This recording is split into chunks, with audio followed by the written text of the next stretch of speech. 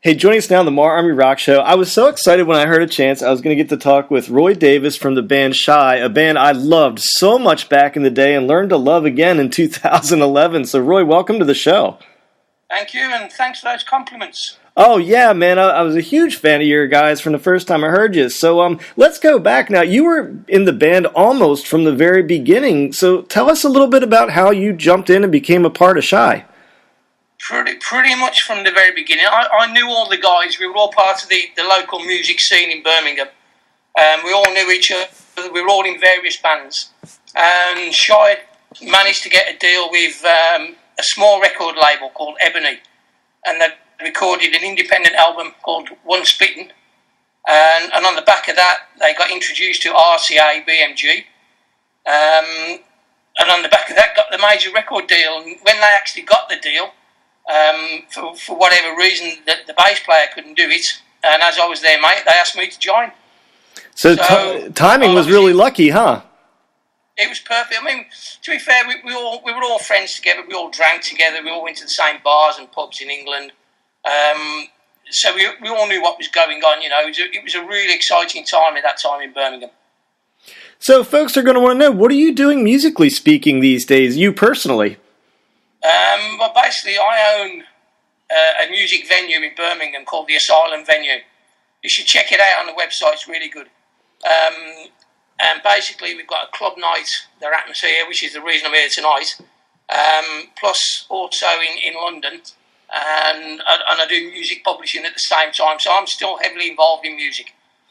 So do we ever get a chance occasionally to see Shy do some gigs? I know we don't really get to see it over here in the States. Do you guys still get together and play some gigs? No, unfortunately, tragically, Steve, the guitar player and the writer in the band, the main writer in the band, he died 4 years ago. So what we did after that, he died 3 days after the release of the last record. And so basically we did a tribute show for him at my venue here, and then we did Rock City last year as like a final farewell, and that's probably the last thing we'll ever do. Yeah, it was really really had to be a hard punch to that band to release such a good album as you did in 2011, and then just to so suddenly lose Steve like that. So. Well, it was a really strange situation because we'd been writing the songs and no one knew Steve was ill. Even Steve didn't know he was ill. And then basically he'd finished all his parts. We'd done lots of other parts, and then we found out obviously that he'd got the tumour. So it was all hands to the pump, really, to get the record released. We finished it off in my studio here in Birmingham, and he hung on until he knew the record was released, and he died about 3 days later. So he literally did, and he saw all the reviews. Well, we read the reviews to him. We had fantastic reviews, and he personally had great reviews for his guitar playing, and he passed away just after that. So it was sounds ridiculous. It was a fantastic way for him to go out, because I think it's the best album we did, and it's certainly Steve's best guitar playing, you know, and hopefully he'll get the recognition that he really deserved, but never really had. Well, it's funny you say that, because that was one of the things I was going to ask you, if you thought it was your finest work, because everybody will be familiar with the Excess All Areas album, but going back, when I heard the album, I actually believed it was the best album that Shy had ever made.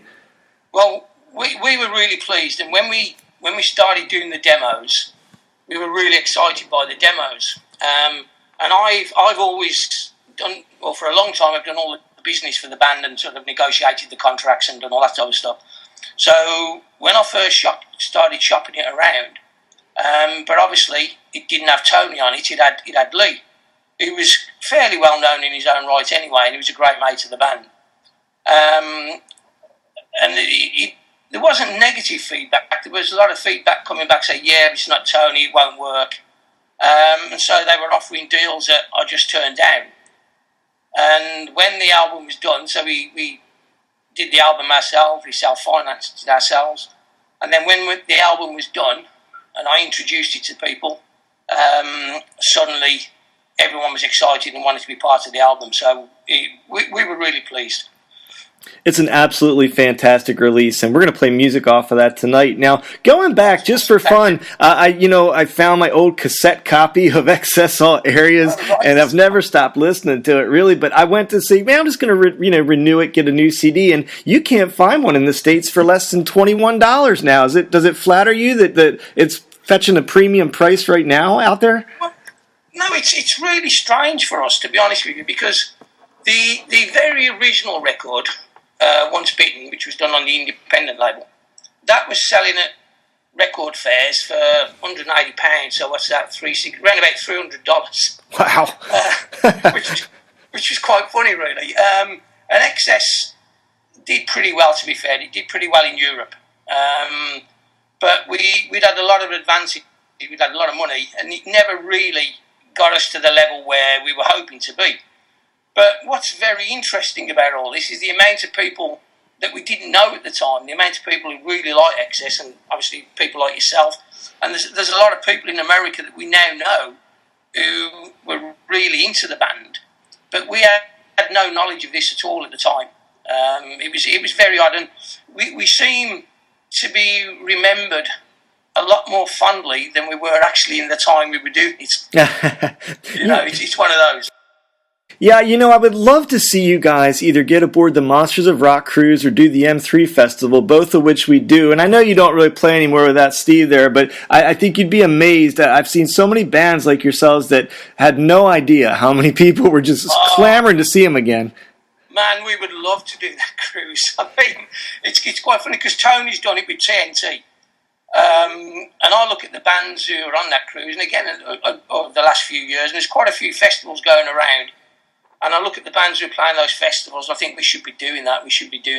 And to be fair, I mean, I would got to be honest, I'd really like to do it with the original lineup, really for old time's sake and whatever, really.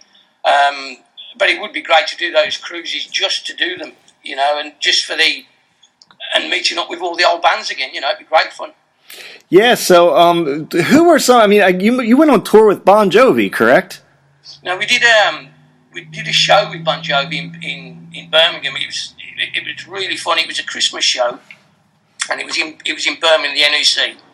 And what had happened was we were really tight at the time. We had been out and doing a lot of touring, but it was in like a Christmas break, and this was the days before mobile phones and all that type of stuff.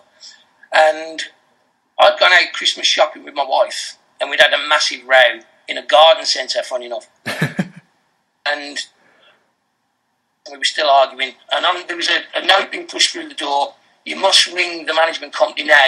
You're playing with Bon Jovi tonight. So I thought it was someone who basically having me on and whatever. So I refused all the calls, and it was true. So we literally found out the day of the gig.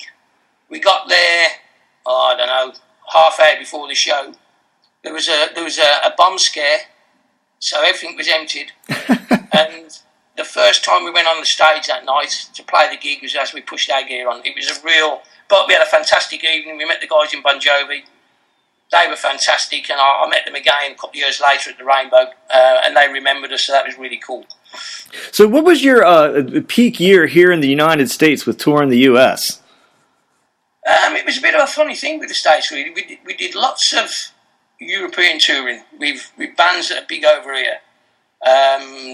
We did a big Meatloaf tour, which I think Meatloaf was pretty dead and buried in the States at the time, but he was huge in Europe. So that was all stadium tours over here. We did Twisted Sister over here, which was fantastic. That was really, really good. Gary Moore, which I don't know whether Gary Moore really broke in the States, but again, huge in Europe. That was stadium. And then we came over to the States. We spent a lot of time in the States. We wrote Excess in the States with various writers, and we spent a lot of time there demoing in Los Angeles. And we toured with the Sleazebees, which was fantastic in the States. But again, they were on the way up. We toured with Enough's Enough. And that was about it, really. We came over there and played LA a couple of times. But that was the most we ever did in the States. We probably spent, all in all, around about 3 months a year coming over and just being there. But touring-wise, we only did 2 major tours. I still love this. I was over in LA about 2 months ago. It's still the best place. Now, it's fine. I don't expect you to remember this, but did you ever have the chance to play a club called Hammerjacks in Baltimore? Yes. So this is interesting. I'd like to hear your reaction because tonight, when I hang up with you, they are reopening the now demolished Hammerjacks, and I'm going to an announcement party this evening as they're going to rebuild Hammerjacks. So can you tell me your memories of it? It was quite comfortably the best gig on the tour at the level that we were playing. It was a really exciting rock and roll gig. And it was quite funny. When I opened my club in Birmingham, one of the names I looked at calling it was Hammerjacks. As a tribute, really, to everyone talked about Hammerjacks. That was the gig everybody wanted to play. So, yeah, absolutely do remember it. Man, that's going to be... I'll mention that to the folks tonight. They'll love hearing that you remember it so fondly. So, hey, go ahead, sorry. All the UK bands who played there, all remember Hammerjacks. That was the best place to be. So I went back and looked back at the Break Down the Walls music video. How big was the music video to the band back in that era? It was huge. A lot of bands were breaking on the back of the videos, and obviously we brought that out when the Berlin Wall came down in Germany. That's when that song was written and came out. And it did quite well over here. It got some type of airplay, but it was major, important to everyone. But we look back on those videos now, and they were great fun at the time. We look back now and think, "What were we doing?" But they were awesome fun.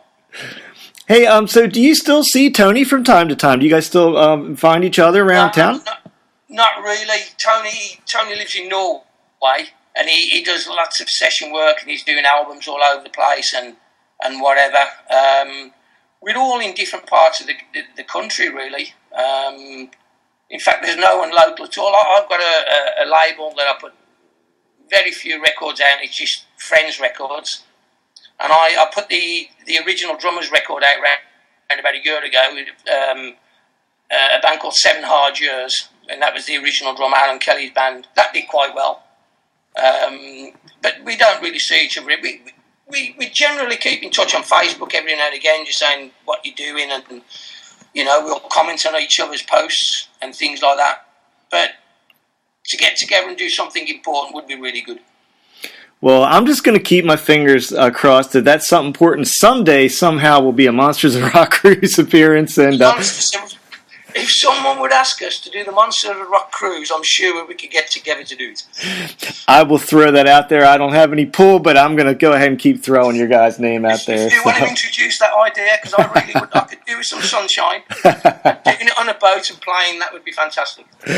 Well, this has been Roy Davis from Shy, everyone. And, man, I want to thank you for taking the time away from your busy club schedule there and calling me all the way from the UK. So thanks so much for being here tonight. That's awesome, Rocky. Thanks to you, mate. Thanks very much.